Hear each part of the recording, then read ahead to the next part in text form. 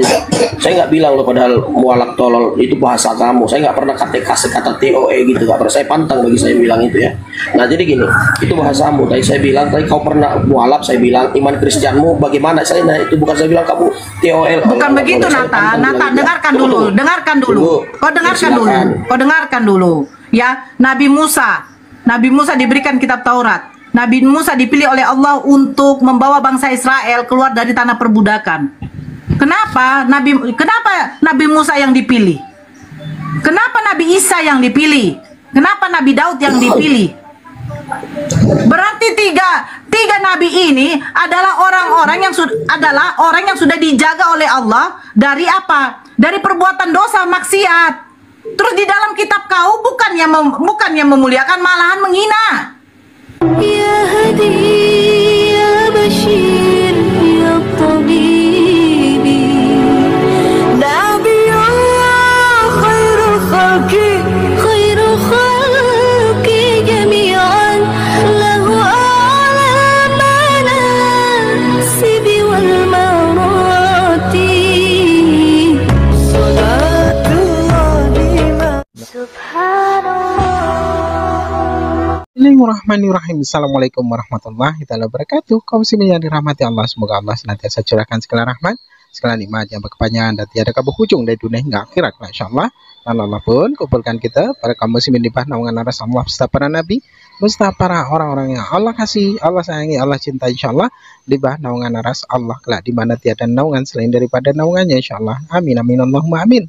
Kaum muslimin, pada kesempatan sore hari ini saya akan mengunggah sebuah video di mana video ini mengisahkan tentang bagaimana Utinora ya membuat kalang kabut para pendeta ya, yang dimana para pendeta itu ngamuk pada ujungnya, yang ketika mereka berdebat tidak sanggup mengalahkan, apalagi Utinora ini orangnya ceplas-ceplos ya, dan semuanya pendeta-pendeta itu marah dan ya kesurupan massal kaum muslimin ya, kesurupan berjamaah mereka. Oke, demikian kaum muslimin videonya. Yesus dan kedagingannya tapi tidak bercampur. Artinya ilahi ada di dalam ciptaan, menyatu di dalam Yesus. Itu yang dijelaskan Tritunggal. Begitu. Silakan pertanyaan lain. Iya, apakah hanya Yesus yang memiliki roh Allah? Hanya Yesus yang benar-benar menyatu dengan roh Allah dan memiliki ya, bukan menyatu ya, yang memiliki hanya dia yang punya, yang berhak memiliki roh Allah hanya Yesus Kristus. Manusia lain tidak ada yang bisa memiliki ya kepunyaan ya, bukan hanya sekedar mendiami tapi memiliki ya. Oke, sebentar ya.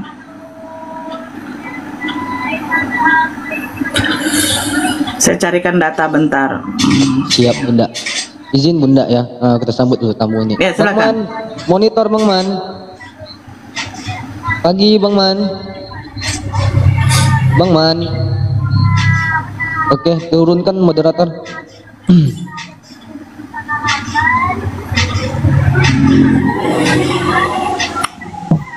Oke, pagi Bang Tutur. Assalamualaikum warahmatullahi wabarakatuh. Waalaikumsalam warahmatullahi wabarakatuh. Bang Tutur pagi. Waalaikumsalam warahmatullahi wabarakatuh. Bang Tutur. Pagi Bang. Oke, turunkan moderator. Oke Bunda, dilanjut. Yang di bawah jangan lupa tap layar ya, dan follow yang di atas. Di dalam Roma 8 nomor 14 Bang Nathan, di situ dikatakan semua orang yang dipimpin roh Allah adalah anak Allah. Jadi bukan Yesus saja yang memiliki roh Allah. Coba buka deh.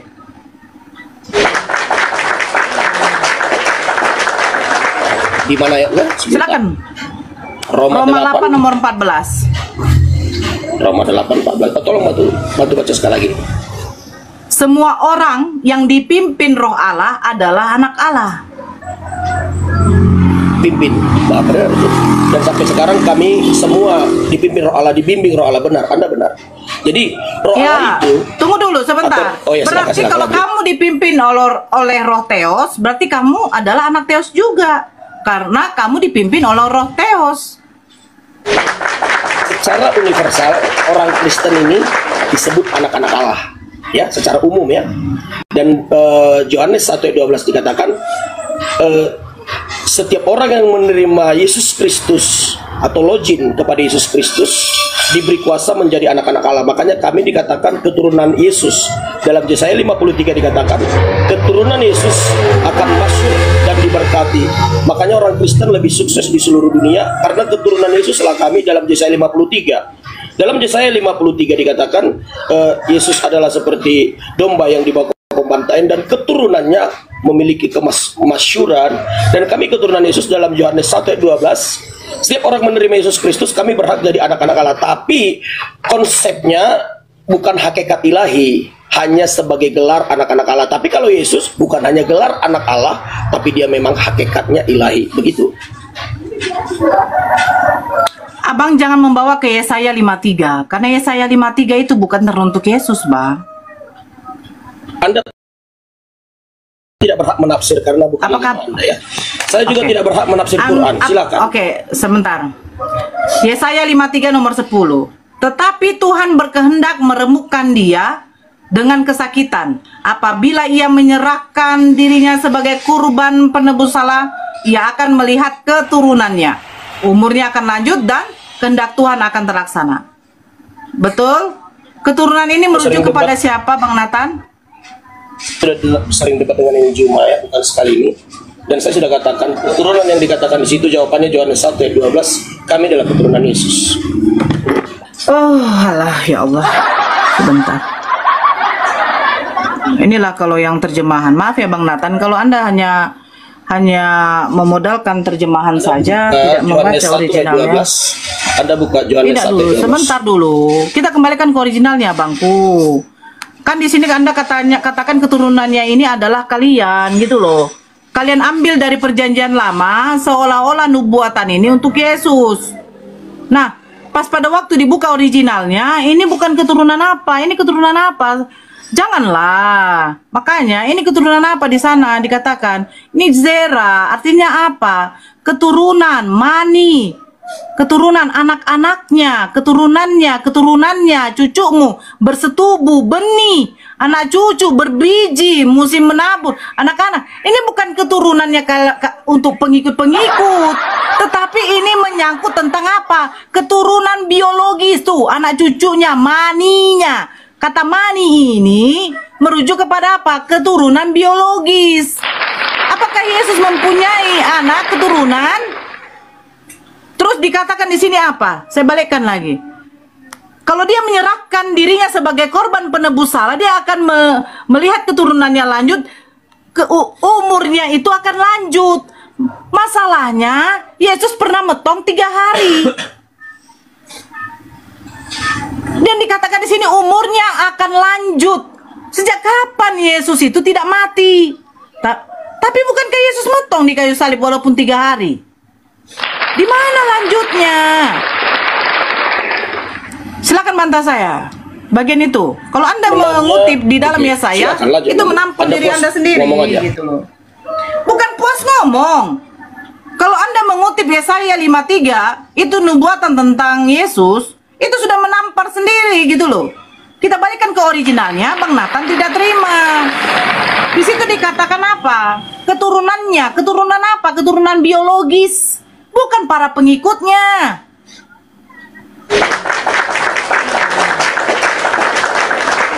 Coba, bantah saya keturunan apa? Udah bisa? Oke, saya jawab sekarang. Bagi Anda memang definisi keturunan itu saya salut Anda sangat kritis dengan Bible. Saya senang dengan Anda Nora. Aritonang ya? Ya, saya juga orang Batak sebenarnya. Cuman saya nggak bilang marga saya. Anda begitu kritis teks di situ. Di situ memang keturunan itu, mohon maaf, definisinya adalah hasil hubungan seks gitu maksudnya kan, saya paham. Tapi kami memang bukan keturunan secara lahiriah dengan bangsa Israel atau dengan Yesus, tapi secara roh.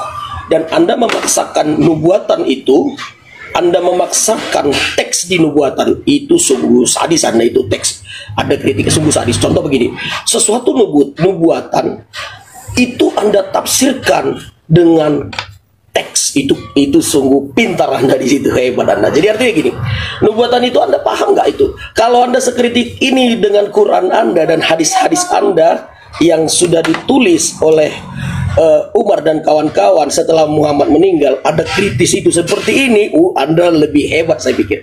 Dan Anda begitu kritis tentang kata keturunan di situ dalam arti yang sebenarnya, tapi arti secara rohaninya Anda tidak mau tahu. Di situ Anda hebatnya. Nah sekarang, tapi Anda sangat keliru di situ. Definisi keturunan tidak mungkin kami berharap. Dan Yesus Tuhan Elohim juga tidak mungkin punya rancangan Yesus punya istri yang banyak sehingga keturunan ini memenuhi dunia. Kalau Anda mau pakai nurani Anda bertanya, dan Anda sedang membayangkan ayat itu harus dia punya istri banyak, poligami sebanyak mungkin, maka ayat ini akan benar. Di situ hebatnya teman. Tunggu. Begitulah cara hubungannya. Ya, yang jelas. Sebentar dulu. Enggak. Ya, silakan. Saya kasih Anda ngomong lagi. Tidak, ini saya bertanya. Silakan. Yesaya 53 ini nubuatan tentang lahirnya kedatangan manusia apa Tuhan? Itu saja dulu. Nubuatan Yesaya di dalam Yesaya 53 ini kedatangan manusia apa kedatangan Tuhan? Kalau menurut Bang Nathan dulu. Silakan dulu. Enggak, itu dulu.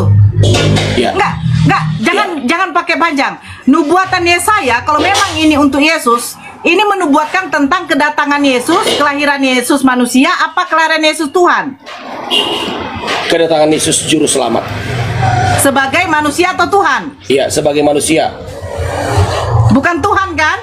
Sekaligus Tuhan. Ya, memang ya kan dari awal saya katakan Yesus Tuhan dan Yesus manusia kan. Dari awal saya katakan itu tadi.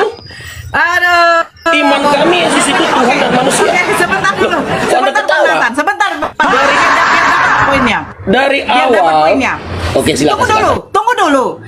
Jadi Yesaya menuliskan ini menubuatkan kedatangan Tuhan.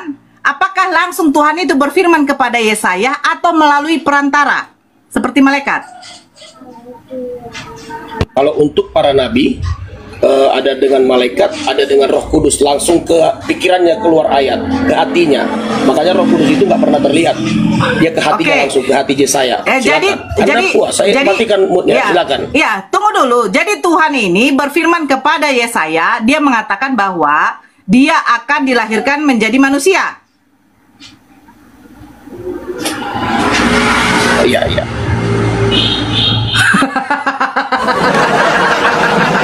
Oke, karena Bang Nathan mengutip dalam Yesaya 53, terus saudara-saudara Kristen selalu mengatakan kepada saya, tolong umat muslim kalau baca satu perikop, jangan dipotong-potong. Kita lihat, apakah ini rujukan kepada Yesus? Dari mulai nomor 1. Siapakah yang percaya kepada berita yang kami dengar? Dan kepada siapakah tangan kekuasaan Tuhan dinyatakan? Ini Tuhan ini berarti merujuk kepada Yesus? Betul, Bang Nathan? Biar tahu saya Tuhan ini merujuk kepada siapa? Yesus bukan? Ayat pertama ya. Siapakah yang percaya kepada berita yang kami dengar dan kepada siapakah tangan kekuasaan Tuhan dinyatakan? Ya, Tuhan ini bukan berbicara Yesus, tapi Tuhan itu berbicara pencipta. Pencipta ini Elohim. Berarti Elohim. bukan Yesus. Berarti bukan Yesus. Belum. Tunggu dulu, berarti bukan Yesus. Belum. Berarti Intinya beda gini, ya. di sini Tunggu dulu, gini, jangan Tuhan intinya ini dulu Bang Nathan. Tunggu. Biar kita baca dulu. Saya mau baca. Di sini Saya cuma belum pengen nampak tahu. wujud. Enggak, jangan dulu potong. Di sini belum kelihatan wujud tuh Yesus di sini. Tapi Tuhan itu masih universal dia. Jadi umum dia. Artinya di ayat ini masih universal Tuhan gitu aja. Jadi jangan kita tafsir ini Yesus, ini Roh Kudus, belum. Iya, Terus, makanya lanjut. saya perjelas. Lanjut. Berarti belum Yesus. Lanjut. Sebagai taruk ia tumbuh di hadapan Tuhan. Ia ini merujuk kepada siapa? Di sini baru menunjuk kepada Yesus. Udah mulai menunjuk kepada Tuhan Yesus. ini Silakan. siapa? Tuhan ini siapa? Elohim. Tuhan Elohim, Bapa. Berarti Yesus Tuhan. Ya, iya dong. Gimana sih? Tunggu dulu, jangan apa? Ia ini berarti merujuk kepada Yesus. Berarti Yesus Tuhan tumbuh di hadapan Tuhan. Gitu. Iya benar. Benar. Oke, nggak apa-apa. Berarti ada dua Tuhan ya di sini ya. Bukan dua Bukan, aduh. Jadi? Ya lanjut aja dulu. Saya yang jawab, saya yang jelasin gimana? Bagaimana saya yang jelasin ya? Sebagai dulu. taruh, saya Ya, sebagai taruh, sebagai ini taruh. kan kitab saya. Kalau Quran nanti Ya. ada yang jelasin ya. Setelah ini Quran Anda jawab. Sebagai dong. taruh, Boleh? saya kan hanya membaca. Oke, saya jawab ya.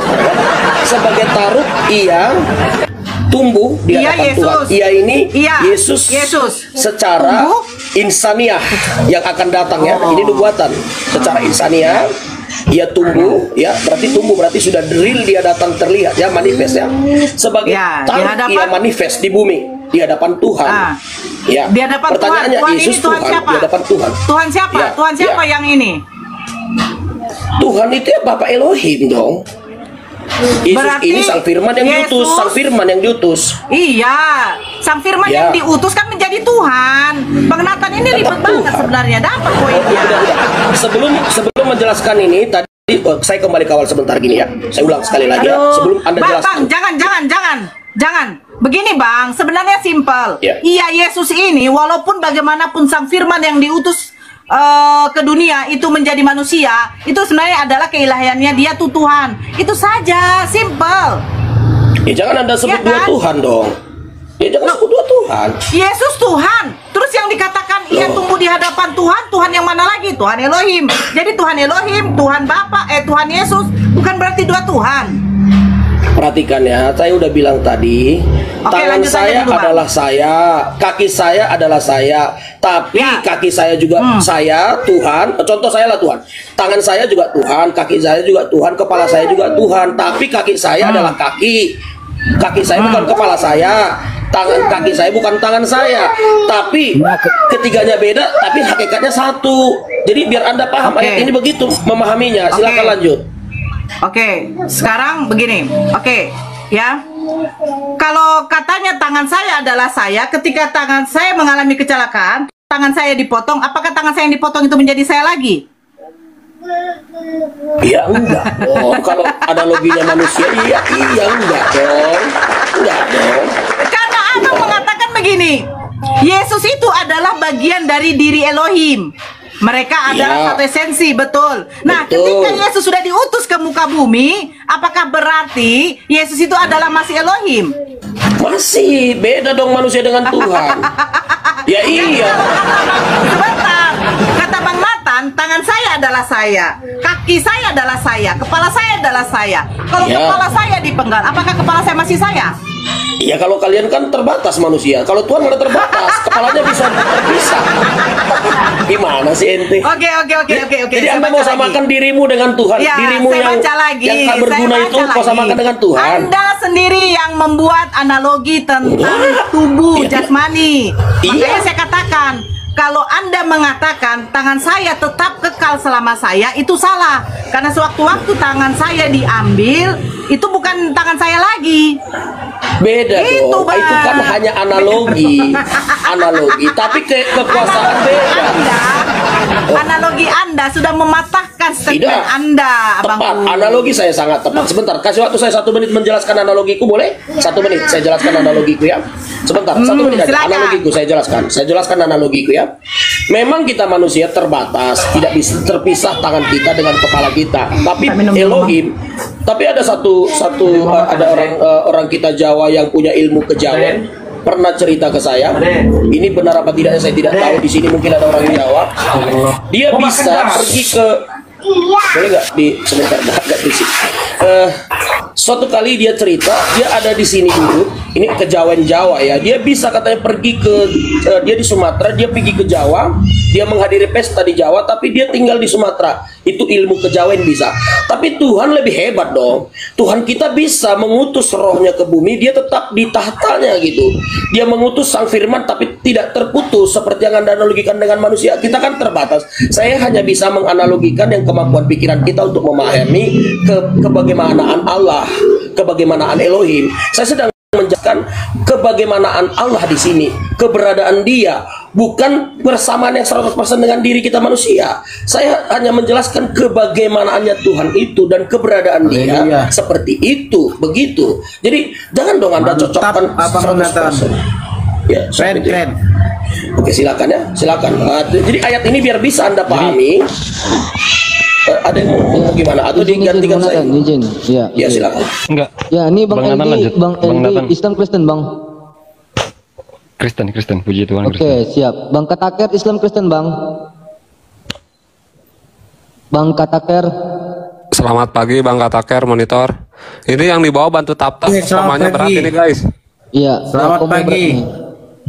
Selamat pagi teman-teman. Kristen, Bang. Salam. tunggu dulu ya, Bang, ya. Puji Tuhan. Oke, Onesong. Pagi, Bang.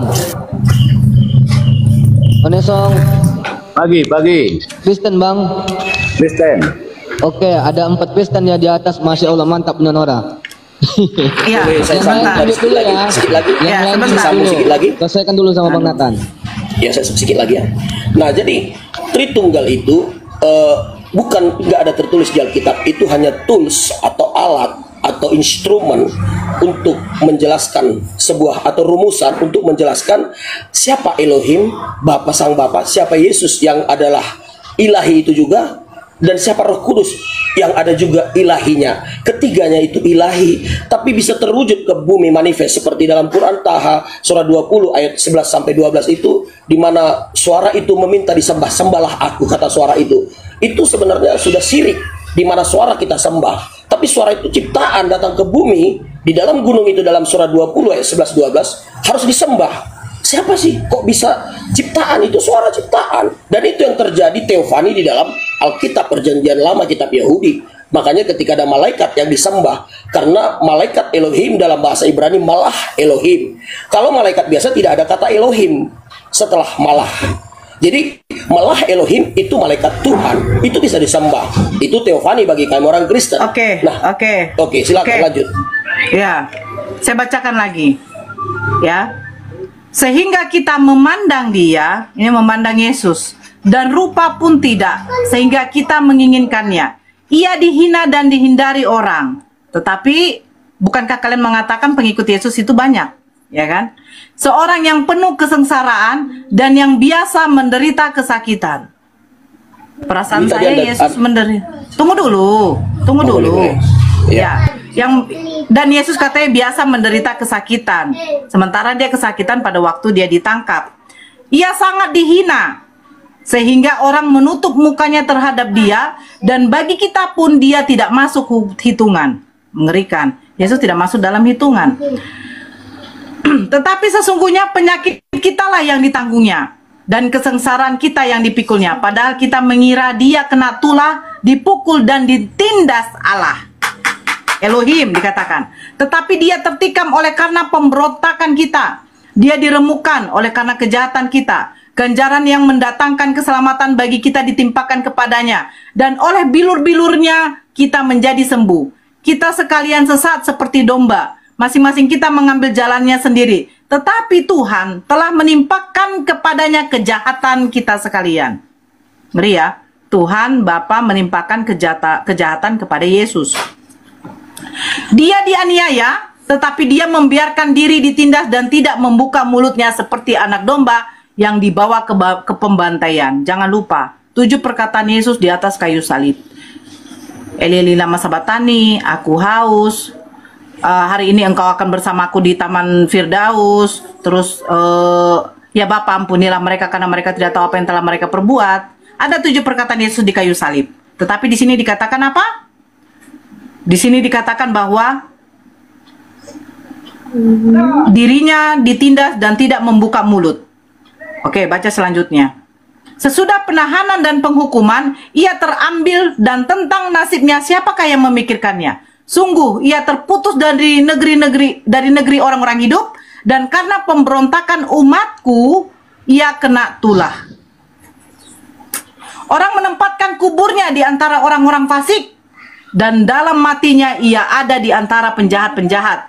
Sekalipun ia tidak berbuat kekerasan dan tipu tidak ada dalam mulutnya. Yang nomor 9, Yesus dikuburkan di tanah pekuburan yang baru, tanah pribadi milik Yusuf, saudagar kaya. Jangan lupa, bukan ditempatkan di antara orang-orang fasik.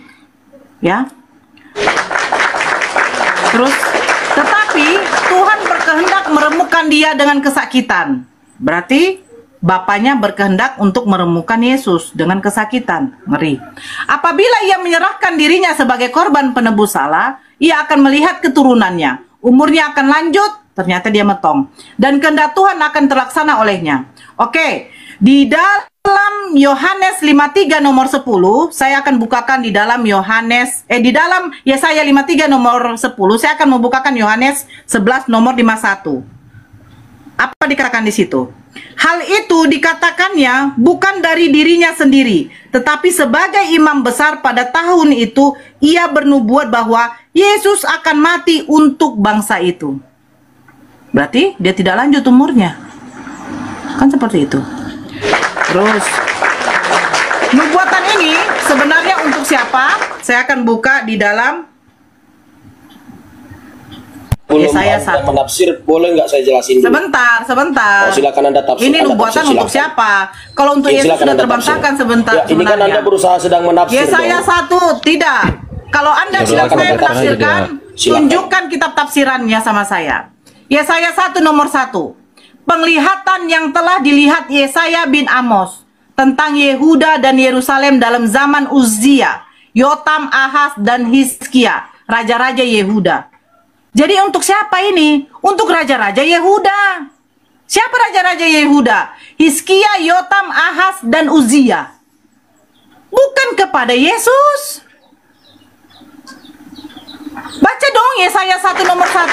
Penglihatan yang telah dilihat Yesaya bin Amos tentang Yehuda dan Yerusalem dalam zaman Uzia. Emang Yesus di zaman Uzia? Gitu loh ya. Ini bukan nubuatan tentang Yesus. Silakan kamu membantah saya. Ini nubuatan kepada siapa? Saya catat tadi ada hampir 3 menit ya, 4 menit ya. Tolong jangan dipotong ya. Kalau Anda mengatakan Anda sering teriak-teriak di room, Anda pernah Kristen, seharusnya Anda baca ayat ini tidak. Kalau pernah Anda tahu, makanya banyak orang yang saya bingung yang mualaf-mualaf ya.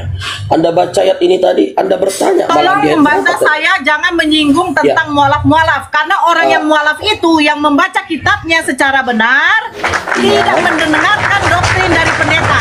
Hei, Bang Nathan, saya membiarkan Anda berbicara, jangan menyinggung atau memframing atau membawa tentang pribadi saya. Saya mualaf karena saya tahu isi kitab ini tidak sesuai dengan penafsiran pendeta. Sabar, karena pendeta menafsirkan dengan sesuai pikirannya sendiri. Kalau memang pendeta menafsirkan kitab ini, ada kitab tafsirannya, tunjukkan sama saya. Anda jangan membawa tentang mualaf. Orang mualaf itu, dengar, jangan mute-kan aja. Orang mualaf itu, orang yang tahu isi kitabnya bahwa Yesus bukan Tuhan. Kalau saya tanyakan, kau menjelaskan tentang Tritunggal, Triteos, apa, saya tidak peduli. Intinya Yesus tidak pernah menyatakan dirinya Tuhan. Simple loh Bang Nathan. Cuma kalian terlalu banyak kajian-kajian yang sebenarnya tidak masuk akal. Apakah Yesus dilahirkan sebagai manusia? Ya, manusia. Hakikatnya apa? Hakikatnya manusia. Terus apakah Yesus bukan Tuhan? Ya, Tuhan. Hakikatnya apa? Bingung kau. Karena definisi hakikat itu adalah intisari. Saya manusia. Saya dilahirkan sebagai manusia. Apakah saya bisa menjadi Tuhan? Jangan lupa, yang memiliki mukjizat itu bukan Yesus saja, Nabi Musa. Terus kenapa Yesus dilahirkan tanpa ada hubungan suami istri? Karena Allah menunjukkan kekuasaannya. Dia bisa berbuat apa saja di luar nalar pikir manusia. Ketika Allah menciptakan Yesus, ditiupkan roh itu ke dalam kandungan Bunda Maria, bukan berarti roh itu, roh yang dari Allah itu kepada manusia, bukan berarti manusia itu akan menjadi Allah. Inilah pemikiran kau. Makanya kenapa mualaf itu cerdas. Orang yang masih menuhankan manusia itu adalah orang yang dodol. Jangan bawa mualaf. Kalau kau mau menjelaskan nubuat tentang Yesus di dalam Yesaya 53, tunjukkan bahwa itu untuk Yesus. Saya sudah bantah, keturunannya itu bukan keturunan pengikut, tetapi keturunan biologis. Berarti Yesus punya anak. Kau mengiyakan itu. Saya jawab ya. Sebelum saya jawab, saya boleh tanya, karena kamu pernah Kristen. Apa arti Mesias? Coba. Apa yang Anda tangkap definisi Mesias? Coba Mesias artinya orang yang diurapi. yang diurapi jadi apa dia? Diurapi jadi apa? Di Mesias itu orang yang diurapi, yang mengurapi seorang Mesias yang akan menjadi raja, itu adalah orang-orang ulama-ulama, para petinggi orang Yahudi, rabi-rabi Yahudi. Dan syarat menjadi Mesias itu harus mempunyai istri. Kau tahu nggak sih, Mesias yang kau katakan adalah Yesus pernah nggak diurapi oleh rabi-rabi Yahudi, oleh ulama-ulama tinggi orang Yahudi? Pernah nggak? Nggak ada. Bahkan yang mengurapi Yesus itu siapa? Seorang perempuan yang bukan mahramnya yang memegang-megang badan Yesus. Kalau menurut tradisi Yahudi, menurut hukum Yahudi, itu harusnya dirajam. Dirajam. Kenapa ada perempuan, ya, dia memegang-megang yang bukan mahramnya, kakinya dipegang, kepalanya dipegang, tetapi dibiarkan. Terus kalian mengatakan itu karena ajaran kasih. Hey, bullshit. Jangan. Yesus itu pelaku hukum Taurat. Yesus itu tunduk kepada hukum Taurat. Dia tahu hukum Taurat itu tidak boleh seperti ini, tidak boleh seperti itu. Makanya kalau kau mengatakan Yesus katanya mengampuni orang yang berzina, itu data rekayasa itu yang ditambah-tambah. Kalau kita lihat manuskrip aslinya mana ada itu. Jangan melakukan pembodohan sama saya. Jadi Anda setuju yang diurapi definisi Mesias ya, setuju ya? Nah, saya katakan yang diurapi menjadi raja. Pernah nggak Yesus jadi raja di bumi? Padahal dia kan Mesias gelarnya, yang diurapi, yang mengurapi Elohim itu sendiri. Nah, apakah Mesias pernah jadi raja di bumi? Saya jawab. Harusnya kau tanya, apakah Yesus itu adalah Mesias yang ditunggu oleh orang Yahudi? Karena orang Yahudi tidak pernah mengatakan Yesus itu adalah seorang Mesias. Jangan lupa, Yesus itu ditolak oleh orang Yahudi. Mereka menantikan kedatangan Mesias itu bukan Yesus. Singkat aja Nora. Makanya dulu. Makanya orang Yahudi itu menolak Yesus. Di mana mereka menerima Yesus sebagai raja?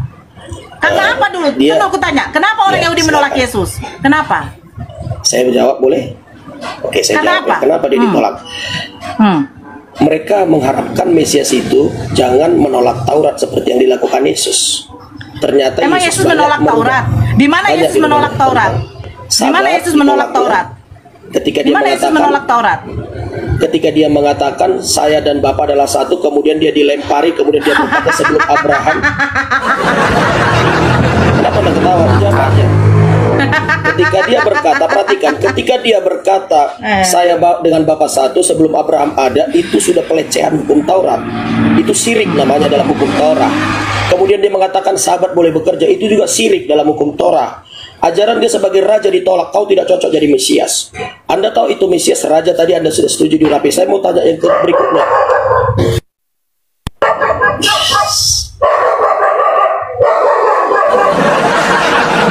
Kasih makan dulu anjingnya Pak, bising. Dikasih serapan dulu Pak Nathan, apa guguknya? Ya. Yang berikutnya pertanyaan saya seperti ini. Apa Anda setuju? Apa arti Al-Masih? Apa arti Al-Masih? Dalam Anda kan Isa Al-Masih. Al-Masih menurut Anda apa? Lanjut aja dulu sebentar. Singkat aja, Al-Masih itu sama nggak dengan Mesias menurut Anda? Lanjut dulu Pak, kami tidak mau digiring dengan narasi Bapak. Lanjut, bantah itu Bunda Nora. Biar saya jelaskan nih, Yesaya 53 tadi. Biar dapat dia poinnya. Ini Yesaya 53 berbicara Al-Masih di sini. Al-Masih itu menurut Anda itu sama nggak dengan Mesias, Raja? Setuju? Al-Masih itu menurut bahasa Ibrani keberkahan untuk Nabi. Silakan lanjut. Berarti beda dengan arti Mesias. Setuju? Beda atau sama? Harusnya sama sih. Al-Masih itu Mesias, Raja. Tapi Yesus tidak pernah Raja di bumi. Mesias, Al-Masih itu keberkahan untuk Nabi, ya. Atau yang diurapi itu khusus untuk Nabi. Sekarang masalahnya, Yesus kau itu diberkahi tidak sama orang Yahudi. Hah? Yesus kau diberkahi nggak sama orang Yahudi? Ada nggak yang mengurapi dia sebagai seorang nabi? Berarti Anda lebih setuju karena Yahudi tidak mengurapi dia jadi Al-Masih. Quran Anda di dalam gugur kitab gitu. Quran Anda kamu, gugur. sekarang saya tanya, di dalam kitab kamu, apakah Yesus diurapi sebagai nabi? Emang Yesus nggak perlu diurapi manusia, langsung Elohim mengurapi dia. Kalau itu jangan dikatakan kalau dia adalah seorang Mesias. Karena Mesias itu artinya yang diurapi, itu yang mengurapi dia itu bukan Tuhan, tetapi manusia. Siapa? Rabi-rabi, para ulama tinggi. Di kalangan situ orang lah Yahudi. kelir. Kau Itulah coba kau dulu belajar keliru, deh sama orang Nora. Yahudi deh. Jangan ajarin saya ya. Ya. Kalian kitab orang Yunani mengajari orang Yahudi. Kalian yang kitabnya orang Yunani seolah-olah lebih paham bagaimana tradisi Yahudi. Nah ini mengong, metong kalian, tahu kalian? Ya oke. Jadi begini Nora ya. Begini, memang Mesias yang durapi jadi raja betul. Tapi kalau raja dunia, Nora, tapi kalau raja Tuhan semesta alam yang mengurapi Bapak Elohim, makanya tunggu dulu, jangan potong dulu. Dia raja semesta, jangan melakukan pembodohan. Oke, raja silakan, semesta silakan. alam, di mana dia? Di mana kekuasaan dia sebagai semesta alam? Perhatikan, saya tanya tadi kan di bumi dia nggak pernah jadi raja, Anda terima. Jadi dia rajanya di mana? Dia Rajanya jadi di mana? raja semesta alam, saya bilang kan begitu. Semesta alam itu Makanya- apa? Dunia dong. Dia raja dunia. Dia tidak Tuhan. pernah menjadi raja di dunia, tetapi dia menjadi raja semesta alam. Cemananya kau itu bernarasi? Kau tidak tahu. Nanti saya jelasin. Makanya jangan buru-buru ngomong. Dunia dengan semesta alam apa bedanya? Semua mau dunia mau semesta alam milik dia semua. Iya. Terus kerajaannya di mana? Siapa yang mengaku dia sebagai raja? Ini Siapa yang yang mau saya mengaku dia jelasin. sebagai raja? Ini yang mau saya jelasin. Adakah orang Yahudi menerima dia sebagai raja? Ya, Yahudi nggak perlu. Tapi memang murid-muridnya ada orang Israel juga orang Yahudi. Ada yang mengaku, ada Yahudi yang tidak menolak. perlu. Terus yang mengaku Ya. dia sebagai raja siapa? Ada murid-muridnya kan banyak orang Yahudi, orang Kristen apa agama Yahudi banyak dong. Berapa pengikutnya? Oh ribuan lah. Waktu Petrus saja membaptis ada 5.000. Oke, Tunggu dulu. saya tunjukkan data. Tunggu dulu. Tunggu Masa- dulu, pengikutnya udah, datanya satu orang banyak. aja lah, satu orang. Udah gini aja. Sebentar. Satu orang aja orang Yahudi udah dah.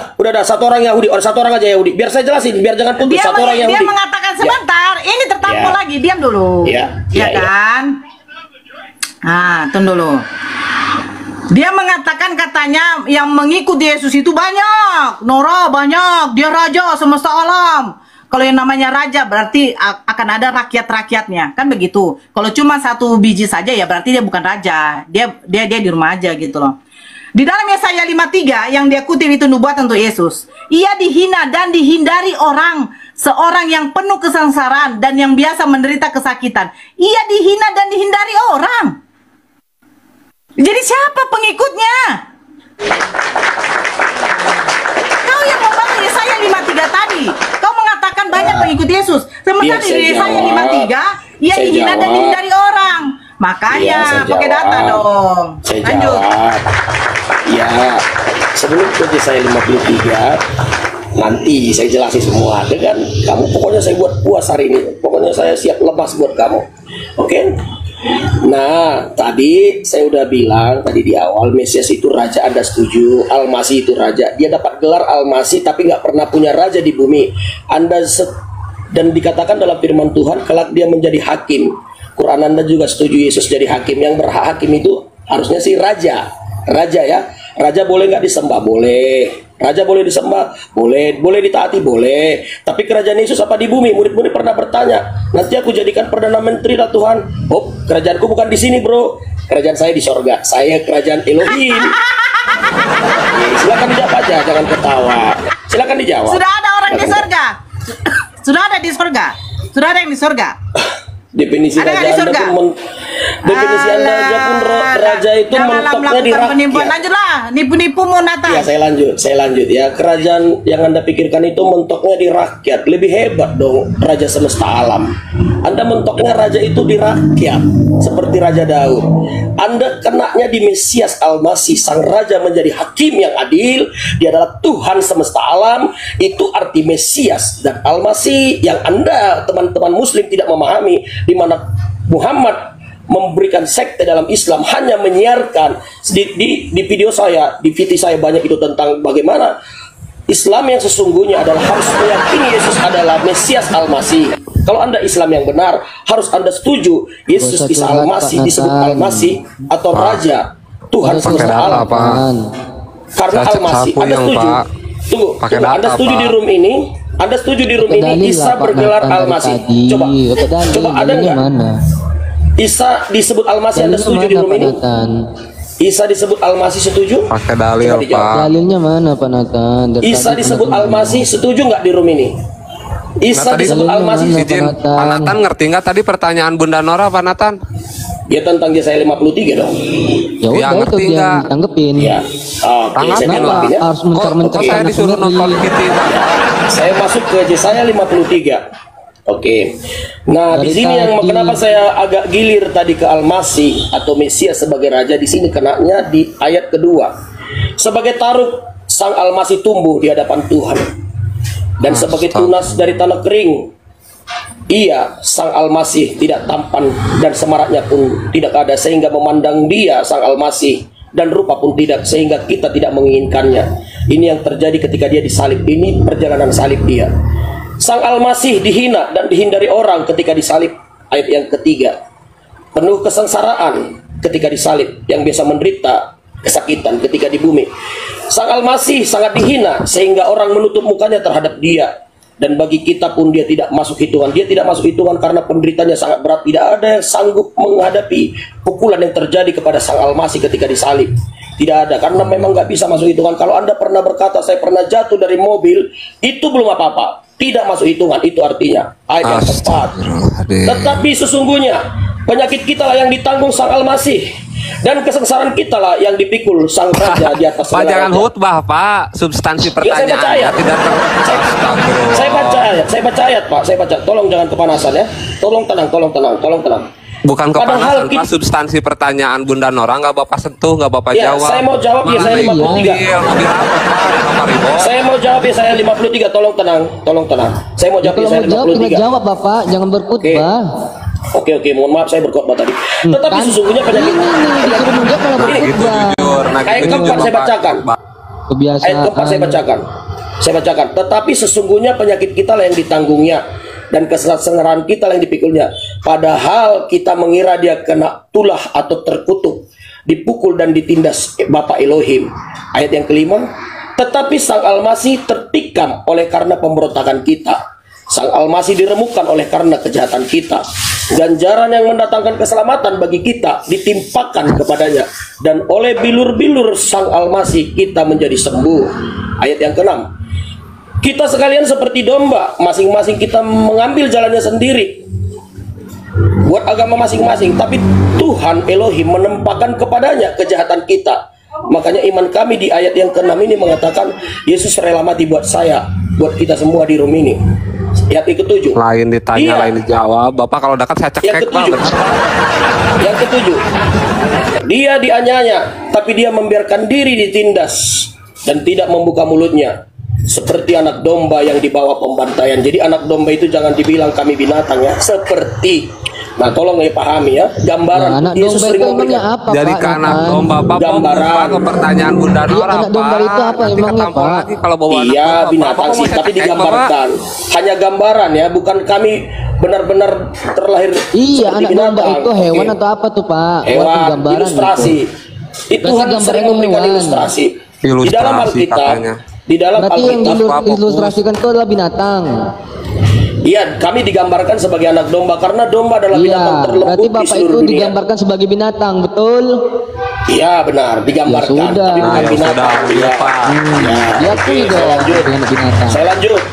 Seperti anak domba yang dibawa ke pembantaian, seperti induk domba yang keluh di hadapan orang yang menggunting bulunya. Ia tidak membuka mulutnya. Ketika dia disalib, dia tidak membela dirinya. Bisa apa tidak dia keluar dari dosa? Sangat bisa. Ini kejadiannya pas di kayu salib. Kemudian ayat yang ke-8. Sesudah penahanan dan penghukuman, ia, sang Mesias, sang Al-Masih terambil.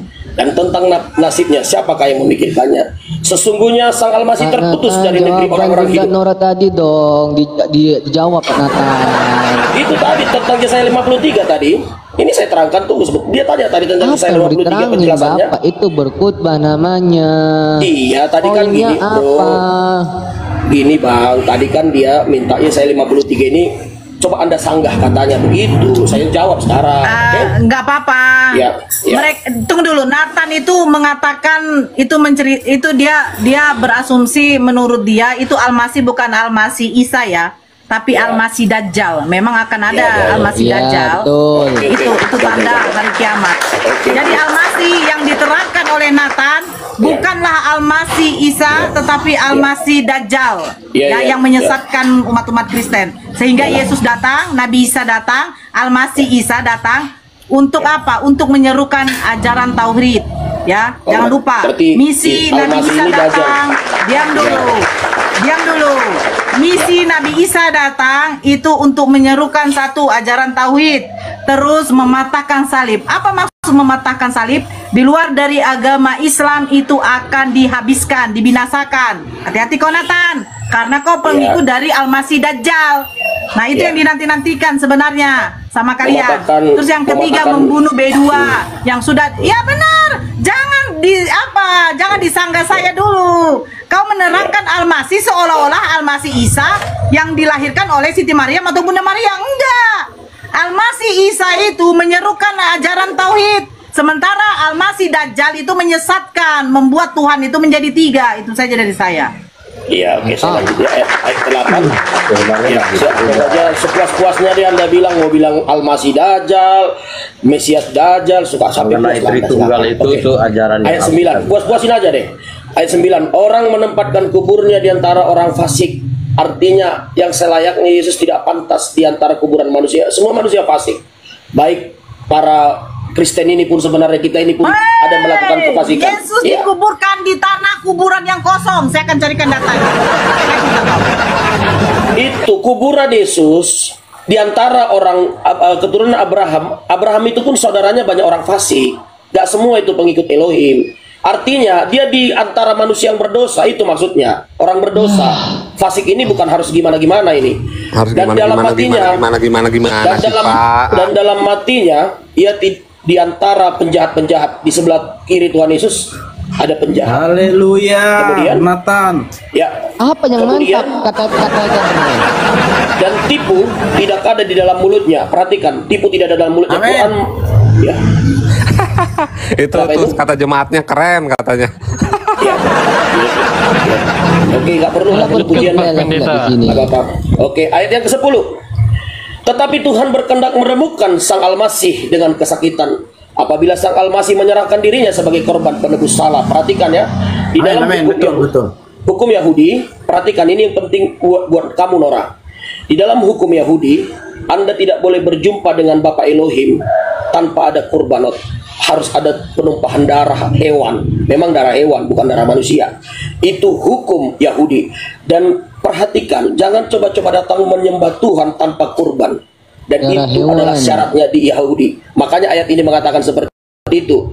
Dikatakan pada ayat ke-10, ayat ke-9 masih. Tetapi berkehendak meremukkan dengan kesakitan. Apa nih Pak Nathan? Poinnya apa sih? Poinnya apa? Apabila dia menyerahkan dirinya sebagai korban penebus salah. Jadi harus ada kurban ya. Itu syarat yang hukum Yahudi. Binatang tadi, darah binatang tadi. Iya, darah binatang ya. Harus ada berarti ya itu binatang. Tunggu dulu, jangan gitu dong. Anda kan hujat itu namanya. Iya, nggak boleh hujat kita di rumah. Nggak hujat. Oke, saya lanjutin. Sabar kawan, Nathan masih menjelaskan itu. Itu bukan saya menjelaskan. Poinnya apa? Jangan terlalu panjang, jangan terlalu panjang. Yesus dikuburkan di antara orang-orang fasik, bukan di dalam Lukas 23 mulai nomor 50. Adalah seorang yang bernama Yusuf, ia anggota majelis besar dan seorang yang baik lagi benar. Ia tidak setuju dengan putusan dan tindakan majelis itu. Ia berasal dari Arimatea, sebuah kota Yahudi, dan ia menanti-nantikan kerajaan Theos. Ia pergi menghadap Pilatus dan meminta mayat Yesus. Dan sesudah ia menurunkan mayat itu, ia mengafaninya dengan kain lenan lalu membaringkannya di dalam kubur yang digali di dalam bukit batu, di mana belum pernah dibaringkan mayat. Kau baca Lukas 23 nomor 53. Di mana belum pernah dibaringkan mayat. Oke, saya lanjut kepada diam dulu kok. Ada kuburan bareng-bareng, ada kuburan bareng-bareng gitu. Sebentar, kok ya tenang aja kau. Saya tunjukkan. Wakaf itu maksudnya kan bicara tentang Yesus. Silakan. Ini kan temanya apa? Oke, di dalam Matius, diam dulu. Kau diam dulu surat. Di dalam Matius 27. Yesus dikuburkan 57. Menjelang malam datanglah seorang kaya, orang Arimatea yang bernama Yusuf yang telah menjadi murid Yesus juga. Ini lucu. Katanya imam besar sekarang menjadi murid Yesus juga. ia pergi menghadap Pilatus dan meminta mayat Yesus. Pilatus memerintahkan untuk menyerahkan kepadanya. Dan Yusuf pun mengambil mayat itu, mengafani dengan kain lenan yang putih bersih. Lalu membaringkannya di dalam kuburnya yang baru, yang digalinya di dalam bukit batu. Dan sesudah menggulingkan sebuah batu besar ke pintu kubur, dan pergilah ia. Di dalam, tenang dulu, kok di dalam Markus. Biar jelas, Yesus ini dikuburkan bersama orang fasik atau tidak. Diam dulu kau, saya tidak bicara sama kau Suat. Kalau nggak suka kau turunlah kau, baiklah cerita kau. Kau aja semalam aja diskusi sama Bang Zuma. Markus 15 nomor 42. Sementara itu hari, diam dulu. Sementara itu hari, dengar dulu. Tidak, si Suat. Sementara itu hari mulai malam, dan hari itu adalah hari persiapan, yaitu hari menjelang Sabat. Karena itu Yusuf orang Arimatea, seorang anggota majelis besar yang terkemuka, yang juga menanti-nantikan kerajaan Theos, memberanikan diri menghadap Pilatus dan meminta mayat Yesus. Pilatus heran waktu mendengar bahwa Yesus sudah mati. Dia heran, ya kan? Karena apa? Katanya Yesus adalah Tuhan, tapi kok mati Tuhan? Itu Pilatusnya heran pula, ya kan? Pilatus saja heran, apalagi saya, ya kan? Maka ia memanggil kepala pasukan yang bertanya kepadanya, apakah Yesus sudah mati? Heran dia. Aku pun juga bertanya, apakah Yesus mati? Tapi katanya Tuhan, ya kan? Sesudah didengarnya keterangan kepala pasukan, ia berkenan memberikan mayat itu kepada Yusuf. Yusuf pun membeli kain lenan, kemudian menurunkan mayat Yesus dari salib dan mengafaninya dengan kain lenan itu. Lalu membaringkannya dia di dalam kubur yang digali di dalam bukit batu. Kemudian digulingkan sebuah, nah, balik lagi ke Lukas. Kita tengok dulu, Yesus ini dikuburkan bersama orang-orang apa tidak? Lukas, iya, di dalam Yohanes. Sebentar, jangan kok ketahuan Nathan. Saya kan membaca firman Tuhan kau yang sebenarnya kontradiksi. Ya kan, sebenarnya ini bagaimana ini ceritanya, kok berbeda-beda. Katanya Yusuf itu adalah seorang kepala majelis, tetapi murid juga, ya kan? Kacau ibu satu. Iya. Enggak kacau. Memang kitab kau yang kacau. Bagaimana lah kau ini? Ya kan? Bunda, ini ada Bunda naik. Kita sapa dulu. Assalamualaikum warahmatullahi wabarakatuh, Bunda Juma. Waalaikumsalam warahmatullahi wabarakatuh. Semangat pagi teman-teman semuanya. Iya, lanjut Dinda, lanjut. Saya monitor dulu. Iya. Saya baca satu aja ya, abangku. Nah, ini Yesus dikuburkan. Sesudah itu Yusuf, Yohanes 19. Sesudah itu Yusuf dari Arimatea, ia murid Yesus, tetapi sembunyi-sembunyi karena takut kepada orang-orang Yahudi, meminta kepada Pilatus. Ini sembunyi-sembunyi pula, tetapi kepala majelis terkenal. Cemananya ini. Meminta kepada Pilatus supaya ia diperbolehkan menurunkan mayat Yesus. Dan Pilatus meluluskan permintaan itu, lalu datanglah ia dan menurunkan mayat itu. Juga Nikodemus datang ke situ. Dialah yang mula-mula datang waktu malam kepada Yesus, yang membawa campuran minyak mur dengan minyak gaharu, kira-kira 50 kati beratnya. Mereka mengambil mayat Yesus, mengafani dengan kain lenan dan membubuhinya dengan rempah-rempah menurut adat orang Yahudi bila menguburkan mayat. Dekat tempat di mana Yesus disalibkan di suatu taman, dan di dalam taman itu ada suatu kubur baru yang di dalamnya belum pernah dimakamkan seseorang. Berarti dia bukan di antara kuburan orang-orang fasik. Di mana kuburan orang-orang fasik, Nathan? Nathan.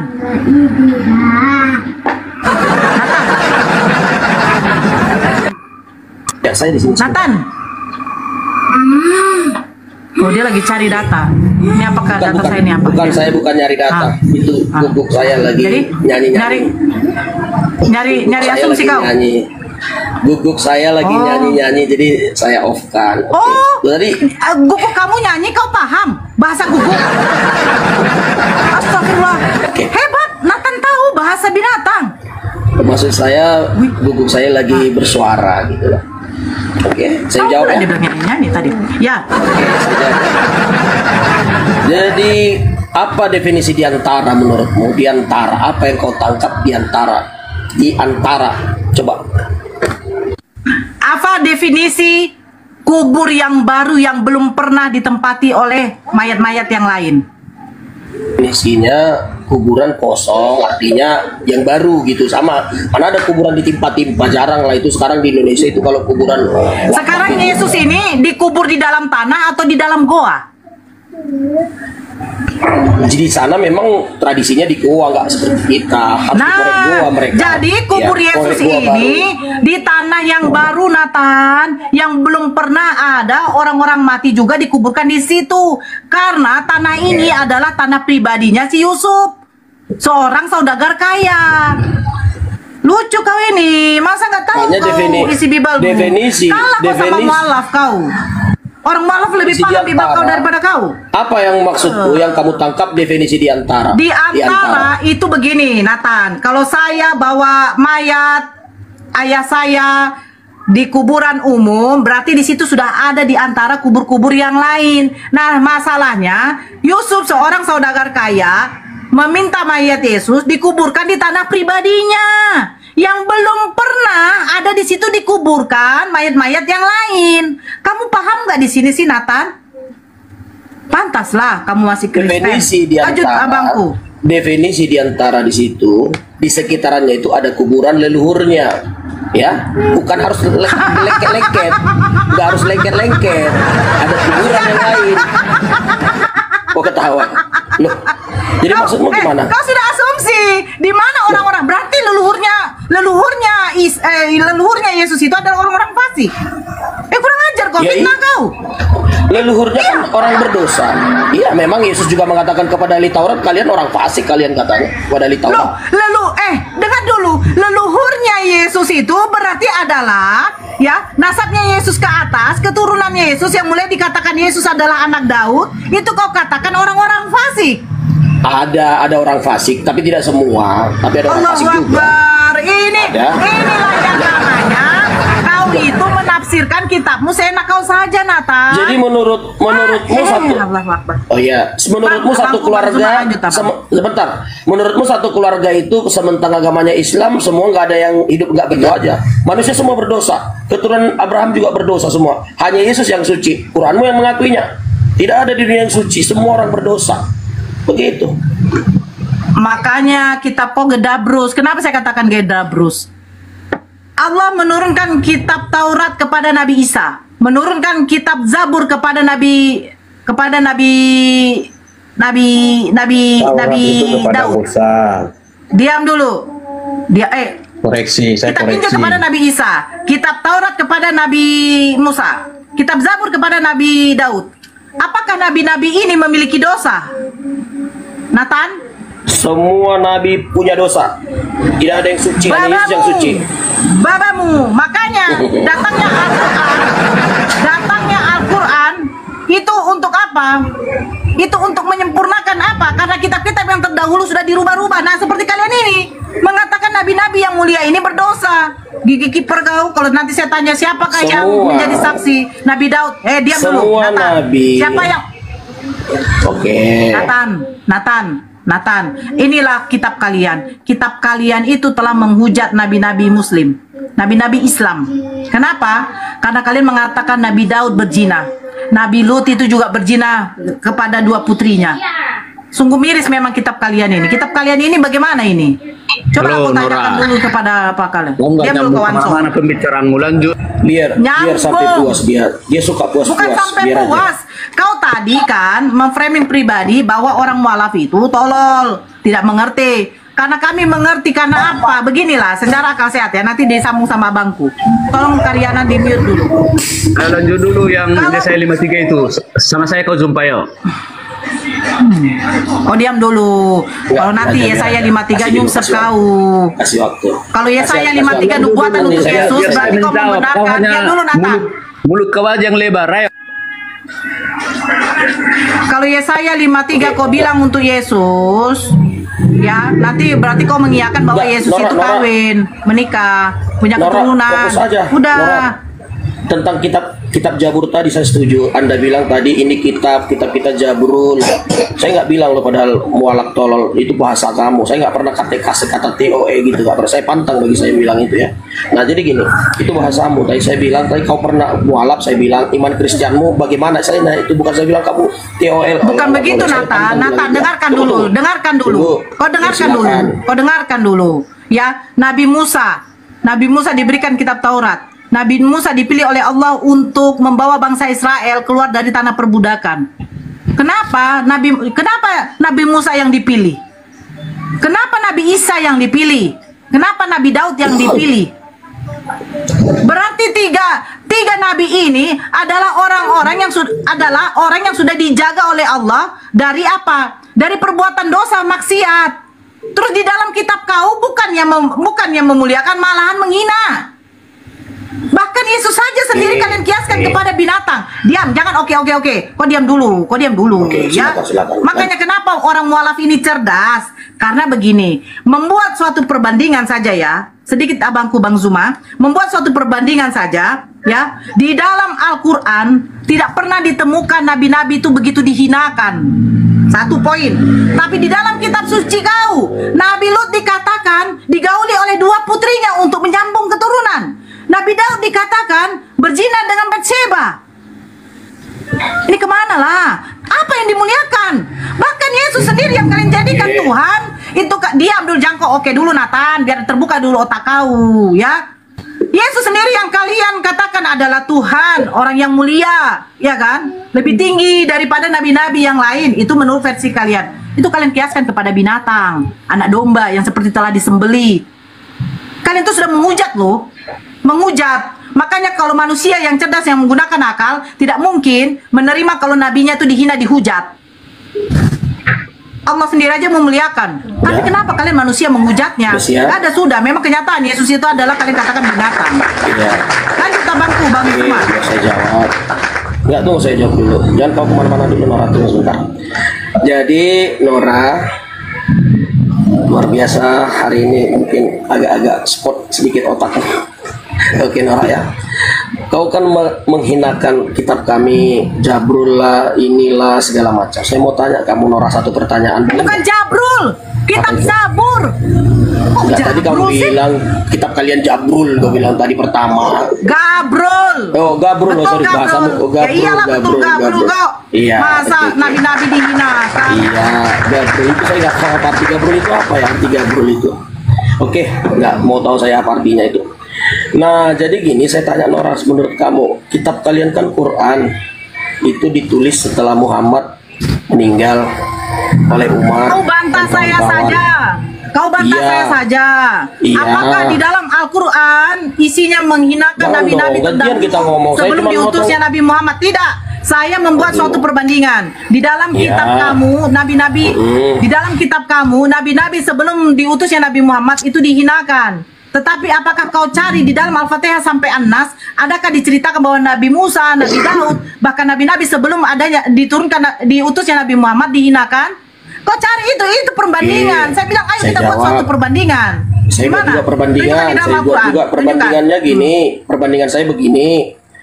Kitab kalian itu Quran itu menurutmu lah, kalau nggak ada Alkitab atau Bible Yahudi sama Kristen, kitab kalian itu cacat total itu. Cacat total. Tidak guna itu kitab kalian. Masuk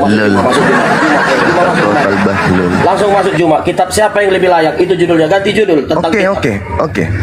Demikian tadi kaum muslimin yang dimana perdebatan itu disambung oleh Aki Zuma ya. Dan mungkin insya Allah kalau ada masa nanti akan saya unggah juga ya. Dan debatnya ini seru kaum muslimin ya. Kalau menurut saya seru, walaupun dari pihak Kristen seperti biasa tidak ada yang bisa berperang ayat selain daripada mendoktrin ya, malah berkhutbah gitu. Kalau menguraikan ayat per ayat, untayan-untayan yang tertulis di dalam kitab mereka, itu mereka tidak mampu ya. Kebanyakan doktrin hanya satu ayat, dua ayat, mereka pusing dengan lidah mereka ya. Mereka pusing-pusing dengan lidah mereka sendiri dan mereka karang-karang sendiri yang pada akhirnya menjadi bahan tertawaan umat muslim.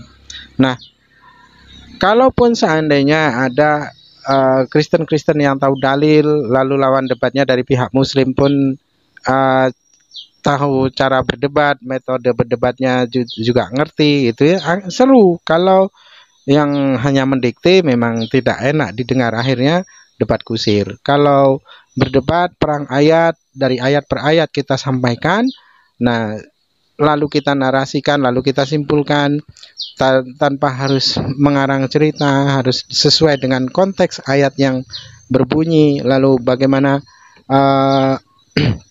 tulisan-tulisan itu ada, kita sampaikan dengan detail, itu insya Allah pendengarnya pun tidak akan bosan, dan yang mendengar audiens pun pasti akan banyak mendapatkan ilmu dan banyak yang akan diingat. Tapi kalau debat kusir hanya menimbulkan kebencian saja. Baik kaum muslimin, yang itu hanya itu mungkin yang dapat saya sampaikan, dan saya Iri Biduseni. Wassalamualaikum warahmatullahi wabarakatuh. Ya Hadi